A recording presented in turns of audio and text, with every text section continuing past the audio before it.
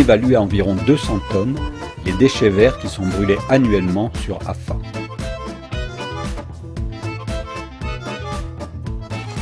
Depuis 2016, Afa a choisi d'expérimenter le broyage pour éviter quantité de substances nocives diffusées dans l'air par le brûlage des déchets verts.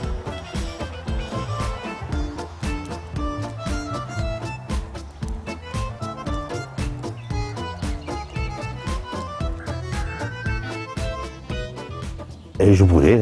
L'herbe surtout, bon, comme je taille la haie, tout ce qui est végétal à couper, quoi, à tailler. J'ai des déchets de taille de cyprès, de rosier, de lantana, et j'ai des déchets d'herbes, de mauvaises herbes que j'arrache de mes fleurs. Qu'est-ce que vous faisiez de vos déchets verts jusque-là? En général, je les brûlais. Je récupérais le bois que je pouvais me servir pour me chauffer, sinon je les brûlais. Afa a maintenant son propre broyeur, utilisé par le personnel municipal, ce qui a permis de mettre en œuvre différentes méthodes: apport volontaire sur le site du stade, broyage au porte-à-porte, tournée par quartier ou sur appel.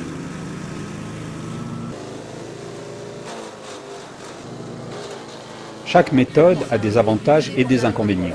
Pour l'apport sur site, les véhicules de type berline ne sont pas adaptés au transport des branchages. Au début de l'opération, peu d'habitants souhaitaient conserver leurs copeaux, sous-estimant leur utilisation pour le paillage ou le compostage. La commune s'est donc trouvée avec un stock important de broyats. Elle a dû trouver des agriculteurs à qui les distribuer. À ce stade de l'expérimentation, la conservation des copeaux par les foyers va être demandée.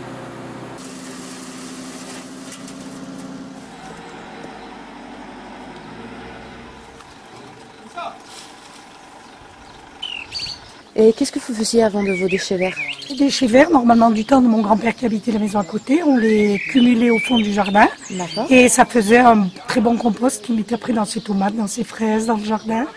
Et ma foi, on a toujours plus ou moins fait du compost, mais pas dans les composteurs. Donc en fait, avec les déchets de cuisine qui sont très humides et des copeaux... Il faut en mettre beaucoup, non? Non, pas beaucoup. Non, mais faites juste un petit peu pour faire des lasagnes. Ça permet d'ajouter une matière structurante au compost. Et du coup, là, vous aurez un compost beaucoup mieux.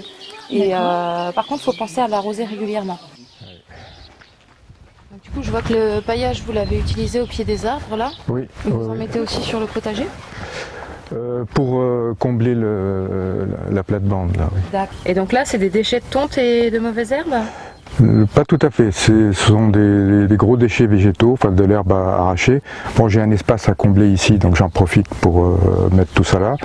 Et sinon, l'herbe de tonte, enfin, je la réserve soit au pied des arbres, soit pour le compost. J'alterne, donc quand je composte, je mets les déchets ménagers, plus du broyat et éventuellement de l'herbe de tonte quand j'en ai. Donc là, on est au stade intermédiaire. Le composteur paraît plein, mais en réalité, ça va se tasser. Alors ce que j'y mets, donc comme je l'ai dit tout à l'heure, des herbes de tonte, des déchets de cuisine, donc dans le sac censé être décomposable, donc on va faire le test.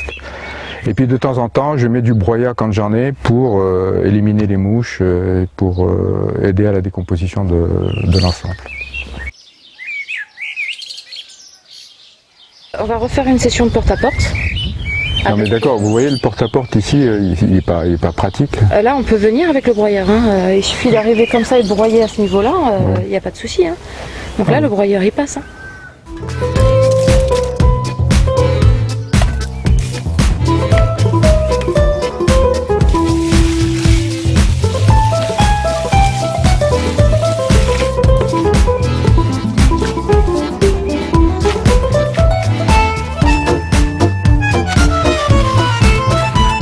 Les déchets verts broyés, mélangés aux déchets de cuisine, sont la base d'un bon compost.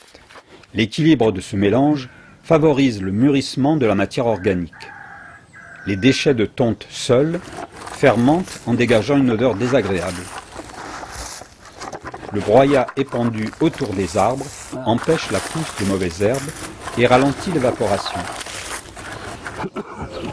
Avec le broyat qu'on vous a donné, quand on est passé avec le broyeur pour broyer vos branchages, vous allez faire quoi avec ce broyat? Je m'en servis comme paillage, voilà. C'est plus propre. La paille, ça, avec le vent, ça s'envole, enfin, il y a la pleine jardin. Et là, je trouve que c'est d'autant plus que ça retient un peu l'eau. Pour l'arrosage, il y a l'économie d'eau. C'est parfait.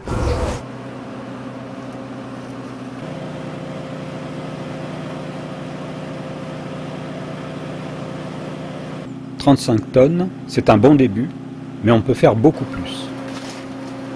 Une deuxième campagne d'expérimentation du broyage au porte-à-porte est programmée au mois de juin.